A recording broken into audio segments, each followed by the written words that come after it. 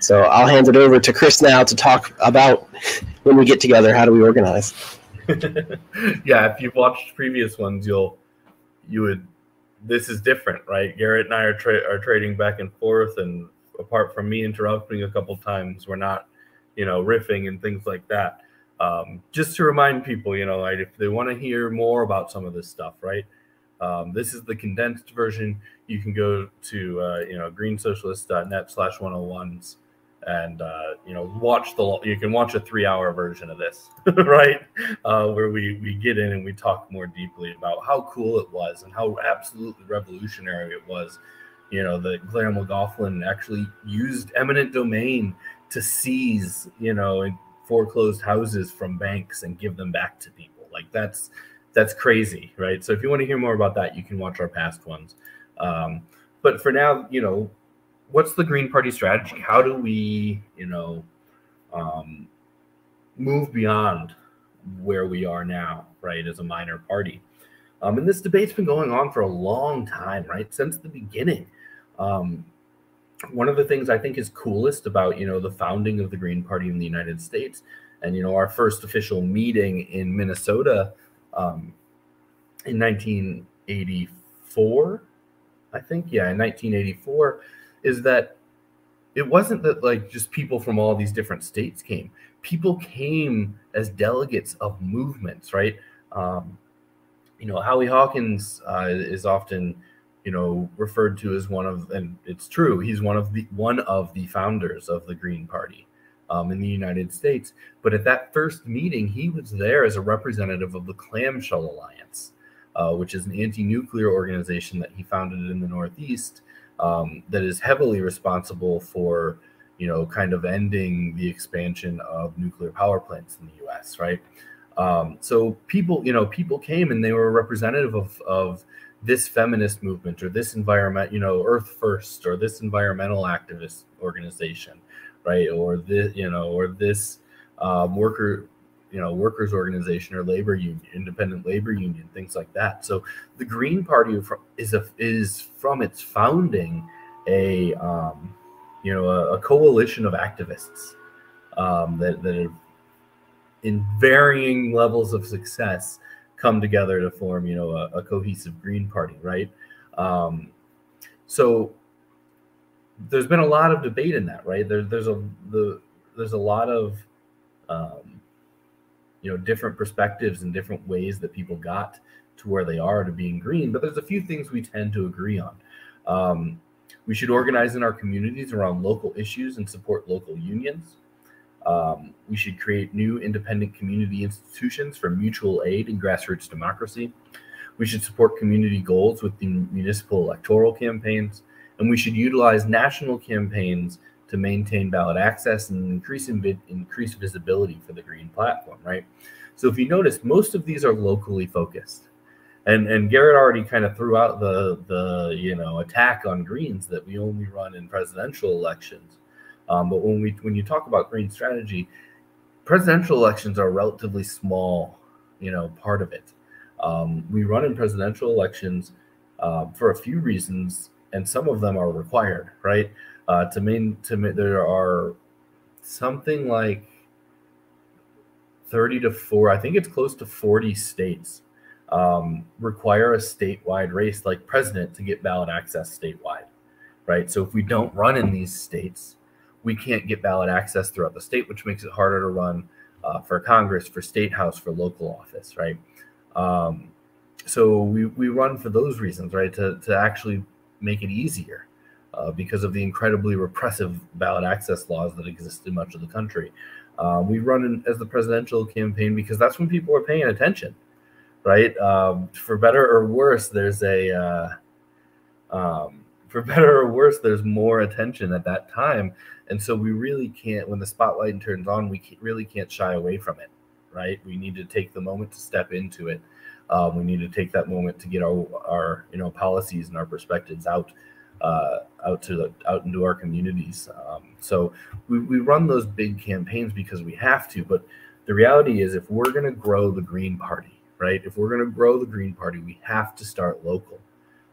We have to start by electing people to our local city councils, our local park boards, our local, library boards. From there, they can gain experience to the point that they can win mayor, right? Here in Illinois, we just had our first Green mayor elected, and it's a nonpartisan election, right? So he wasn't elected with a G after his name, but he's been a decades-long Green. His father's been a decades-long Green.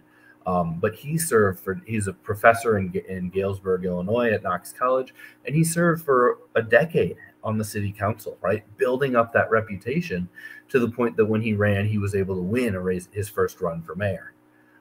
So running those lower level races gives the credibility, gives the experience, gives the networking and the name recognition that's needed to then win at the higher level of local, right? And then I don't know that Peter's planning on going anywhere. I actually kind of feel like he's not, right? But a Green mayor is really set up to run for state house, is really set up to make a serious run for U.S. Congress. So what we need to be focusing on our strategy is focusing local, right? We're a grassroots party. That means bottom up. We're not an AstroTurf party, which is what you see out of the Democratic Party, where they mobilize people from a top-down direction. It's not really grassroots. It's tricking and exploiting the working class into pushing the messaging and the narrative of the capitalist class. That's what you get out of the astroturfing that you see from the Democratic Party and for the various organizations in the not-for-profit industrial complex that surround them. So for Greens, we really do agree that we have to focus local. It's just a question of how effective are we. And we're not only focused, right, on running people for local elections. If we only show up to run in an election, we don't have the credibility that even in my opinion, lets us deserve to be elected, regardless of what our platform policy says, right? If we want to be elected and be a true representative and a true voice, not even a representative, but a voice for our community, then we have to be active in it. Between elections, 365 days a year, right? We've got to be involved in the struggles of our local community. We've got to be, and our job as kind of socialist green organizers is to make connections for people, to help people when they say, I'm frustrated with this, to make the connections up to those bigger policies, right? When people talk to me about in my town about our city or about the quality of our streets, I always say, do you know that in our city budget, our public works and our police department ask for the same amount of money? Public works got 30% of their request, and the police department got 98.9 or something like that, right? Our roads suck because our leadership in City Hall is prioritizing authoritarian policing policies, right? They're putting half of our city budget into the police, and that means they don't have money to spend on the road, to spend on the schools, to spend on social services, to spend on things that are important to actually building our community, to spend on things that if we actually want to address crime, could address it, because cops do not address crime. They are horrible at solving crime and addressing crime, right? But my Democratic-led city council is, all in on more money for police, and that's why our roads suck, right? And so we can help make these connections, right? When your local people complain, when your local, when your neighbors and your local activists are talking about environmental issues on the local level, you can help connect it up. Oh, that's ComEd. You know who they are, right? Right? That's the massive, utility company that's doing this. That, we've bailed them out billions in Illinois. And you can start making these connections into the bigger picture of, the climate crisis and capitalism. And we've got to do all that, starting at the bottom, because we can't compete with the millions of dollars of PR, right? And the millions of dollars of lobbying that the Democratic Party and the capitalist class have, right? But what we can do, right? You may not be able to go on TV and convince people, that you're right, but in a one-on-one conversation with your neighbor, we can get somewhere, right? And the more of these one-on-one conversations we have, and the more we show skin in our local community, the more that people are going to say, these are people that we can trust. These are people that we can call when we need help. And then when we run for office, they'll say, I know that dude, right? I know that dude. He shows up and he does what, he fights my fights.